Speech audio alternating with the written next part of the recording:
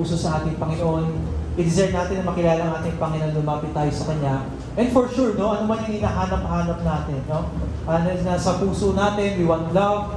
For sure, si Lord yung magpupuno nun sa ating mga puso. Pwede bang tayong lahat ay tumayo? So, can we all stand? Marahil, meron sa atin, no, na naghahanap ng pag-ibig, pero hindi natin matagpuan. Diba? Merong kulang sa ating mga puso, sa ating mga buhay, no? Meron tayong uhaw sa ating mga puso. And know this, no? Ng ating Panginoon, He is ready and He is willing na punuin yung ating mga puso. Na ipa-experience natin yung love, no? Yung perfect love na hinahanap-hanap ng ating mga puso. Kailangan lamang natin ibigay yung ating mga sarili sa Kanya. Isuko yung ating mga buhay and we just have to trust Him, no? Tiwala tayo, lumapit tayo sa Kanya. Pwede bang tayong lahat ay umupo? Nais kong ipag-pray about isa sa atin na may experience natin yung love ng ating Panginoon, na makilala natin si Lord sa ating mga buhay at matransform din tayo ng love ng ating Panginoon. Let's pray. Lord, maraming salamat. It is not an accident that you are here sa oras po nito. Nais niyo pong magpakilala sa puso ng bawat isa sa aming Panginoon. Marami po sa amin sa oras nito, malayo pa po sa iyo. Wala pa pong personal na relationship sa inyo, Panginoon. At nawa sa oras po nito, mag-usap ka po sa amin, sa bawat isa sa amin. Embrace us, O Lord, iparanas mo po sa amin yung inyong pong amazing love, napaka-amazing na pag-ibig, na sa kabila po ng aming mga kasalanan, despite of us being sinners, O Lord, pinatawad niyo po kami, minahal niyo po kami. Nagsakripisyo pa po sa pamamagitan ng kamatayan ng inyong anak na si Jesus doon sa krus ng Kalbaryo. Nawa, Panginoon, sa oras na ito, ang bawat isa sa amin dito, buksan po namin ang aming mga puso para sa inyo. Ibigay namin yung aming mga sarili para sa inyo, Panginoon. At ay yung pangako, Panginoon, we will experience perfect love, perfect joy, perfect peace na hindi namin kayo experience sa tao o sa mga experiences, sa mga bagay sa mundong ito, Panginoon. Sa lamang namin ito, Panginoon. Maraming salamat po sa inyong pag-ibig. Tawag bawat isa po sa amin, isuko po namin ang aming mga buhay, ang aming mga sarili sa inyo. Sa lamang po ang kapurihan, sa lamang po ang kapangyarihan, ang kataasan. Ito po ang aming panalangin sa pangalan ng Jesus. Amen.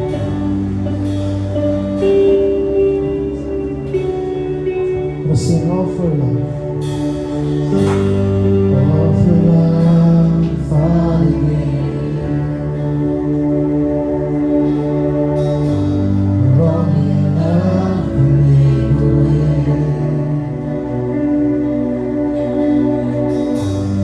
All for love, the heavens strong.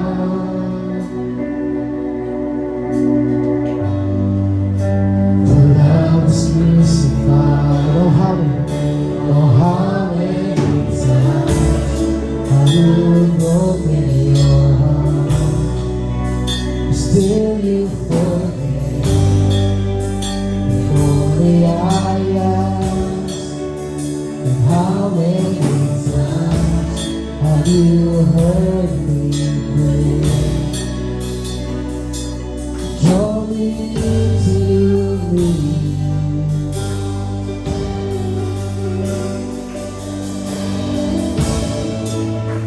Everything I need is you, my beginning, my forever.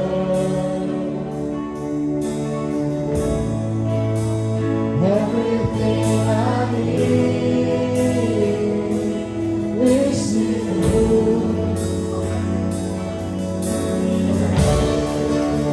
Let's listen.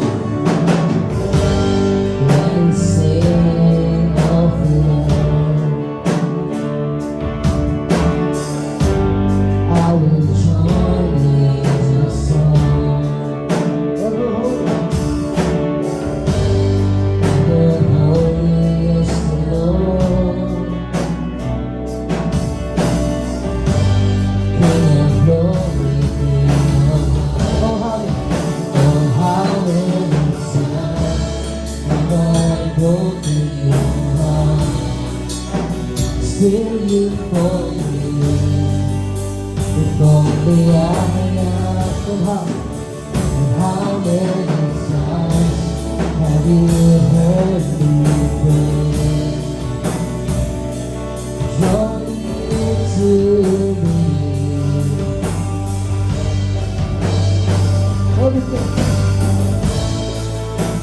Everything I need is you. But the years are forever.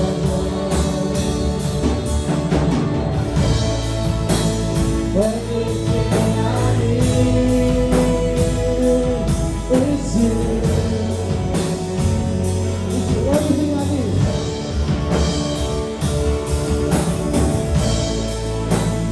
Everything I need is you.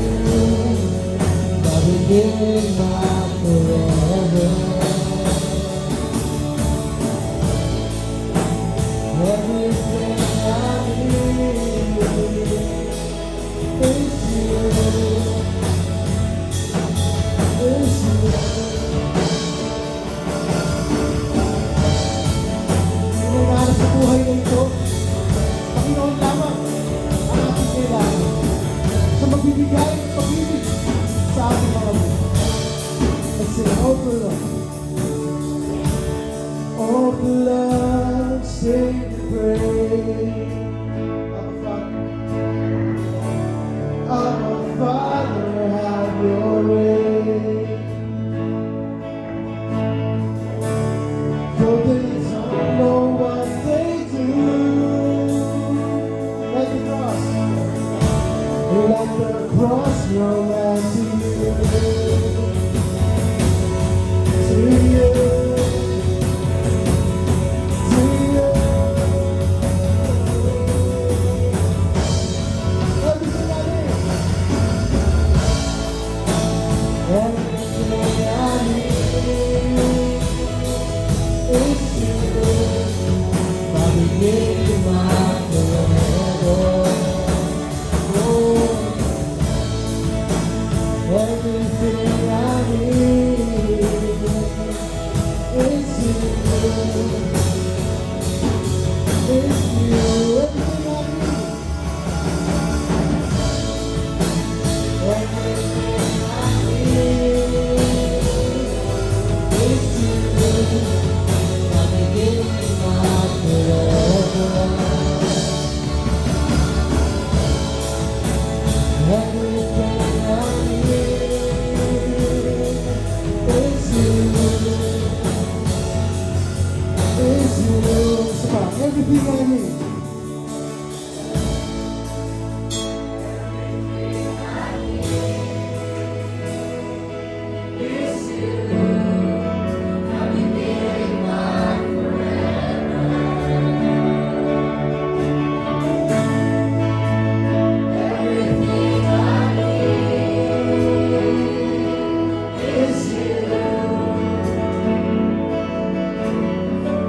Yun nga, Panginoon, sa aming buhay, Ikaw lang ang aming kailangan. Ikaw lang siya makakapagpuno sa aming mga puso, Panginoon. Patuloy na kami ay iyong puspusin. Punuin ang aming mga puso ng iyong dakilang pagmamahal. Maraming salamat. Ito ang dalangin sa pangalan ni Jesus. Amen. Ako po na tayo.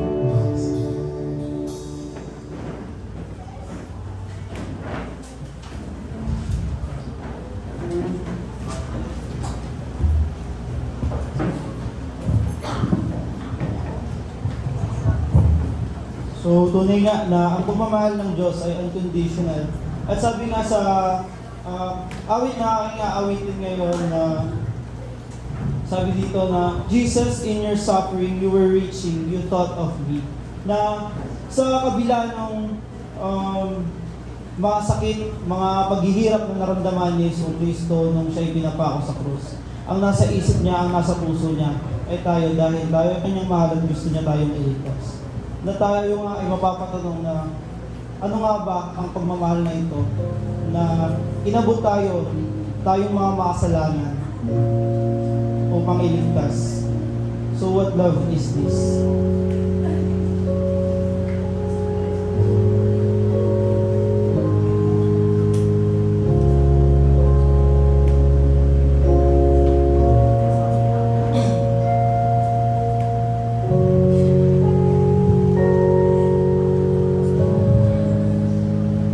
You never change. You are the God you say you are. When I'm afraid, you come and still my beating heart. You stay the same. When hope is just a distant thought, you take my pain. And you lead me to the cross. What love is this that you gave me your whole life for me, and made a way for me to know you. And I confess you're always enough for me. You're all I need. I look to you. I see the scars upon your hands and hold the truth that when I can't, you always stand. And standing here beneath the shadow of the cross, I'm overwhelmed that I keep finding hope in arms. What love is this that you gave your life for me,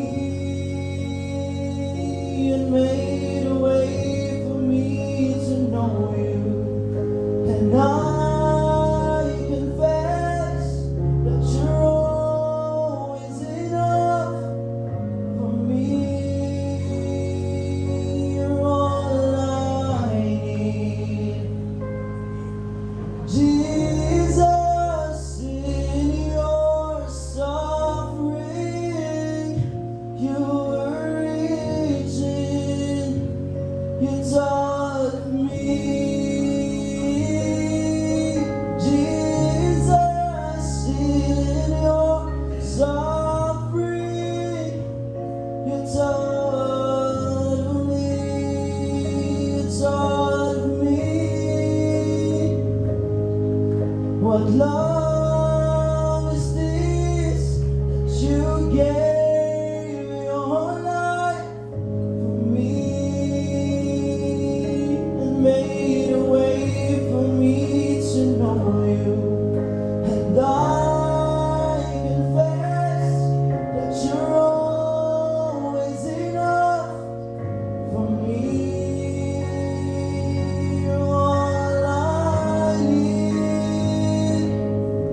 What love is this that you gave your life for me, and made a way for me to know you. And I confess that you're always enough for me. You're all I need, Jesus.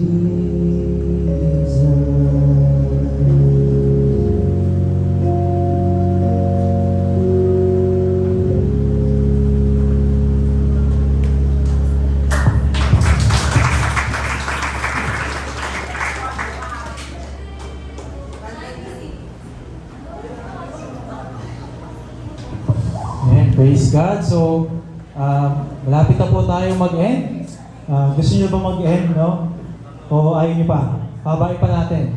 Okay, so ngayon po, bago po tayo mag-close sa prayer, and after natin mag-close sa prayer, ay magkakaroon lamang po tayo ng maiksi lang ng mga small group, no? Sama na yung merienda natin. So, siguro yung dalawang line ng ating mga upuan, yun na lang po yung magkakasama sa small group. Okay, so dito po sa unang line, ang maglilid dito ay si Ruth Joy. Si Ate Ruth Joy dito sa unang dalawang line. And then yung dyan sa likod, si Kuya Bernard, yung maglilid dyan sa bandang likod. And then dito, sa dalawang line dito, si Ma'am Aiza, itong dalawang una dito. Tapos dun sa may bandang likod, si Pastor Ian. ang mag-lead sa kanila. Okay? So sa ating pong announcement, sige po. Next slide. So Sundays for the Lord, no? So every Sunday meron po tayong worship service dito sa church. Kung wala pa kayong church na ina-attenan, o kung gusto niyo mas makilala si Lord, mas mag-grow sa inyong relationship kay Lord. So every Sunday, 9 a.m. No? So bukas, 9 a.m. every Sunday, meron po tayong worship service, no? So maganda na yung araw ng Sunday, ibigay po natin ito sa Panginoon, no? Hindi lang yung naglalaro lang tayo, gumagala lang tayo, kundi ito ay para kay Lord. So next po. Ayan, so yung ating pong susunod na youth fellowship ay sa May 25. So ito pong ating youth fellowship ay every last Saturday of the month. Okay po ba yun? O gusto nyo every week? Kasi gusto nyo every week. So once a month lang po muna tayo. No? So sa May 25, at ang gagawin po natin sa May 25, ang bawat isa sa atin, magdala tayo ng isang kaibigan. Okay? So yung bawat isa sa atin, magdala tayo ng isang kaibigan natin, no? Next month, para mas marami tayo, no, na ma-bless at mapagpala ng salita ng ating Panginoon. Okay? So yun lamang po. So yung fellowship natin sa May 25. So markahan na po natin yung ating mga kalendaryo. So tayo po lahat ay tumayo.